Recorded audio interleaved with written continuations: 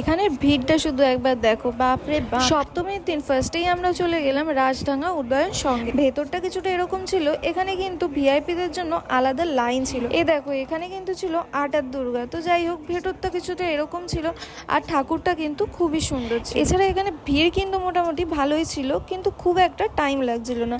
আর তারপরে হাওয়া খেতে ঢুকে গেলাম আমরা অ্যাক্রোপলিস মলে। মলের ভেতরে দেখি এত সুন্দর একটা দুর্গা ঠাকুর। আর তারপরে কসবার ঠাকুরগুলো কিন্তু আমরা স্কিপ করে গেছি, কারণ ছিল ওখানে প্রচণ্ড ভিড়। তোমরা কি কেউ বলতে পারবে যে এই ঠাকুরটা কোথাকার? যাই হোক, ঠাকুরটা কিন্তু খুবই সুন্দর ছিল। আর তারপরে কিন্তু আমরা এই ঠাকুরটা দেখতে আসলাম। আর তোমরা শুধু দেখো এখানে কতটা ভিড়। এটা হলো ত্রিধারা, আর ভেতরটা কিন্তু কিছুটা এরকম। এবারে থিমটা ছিল আঘরিদের ওপর, আর এখানে কিন্তু প্রচণ্ড ভিড় ছিল। কে যে কার ঘাড়ের ওপর উঠে যাচ্ছে কেউ বুঝতেই পারছে না। তো যাই হোক, এখানে কিছুটা ঠেলাগুতো খাওয়ার পর আমরা বেরিয়ে পড়লাম এখান থেকে। বাড়ি যাওয়ার পথে এই প্যান্ডেলটা চোখে পড়লো, তাই এটা দেখে চলে গেলাম বাড়িতে।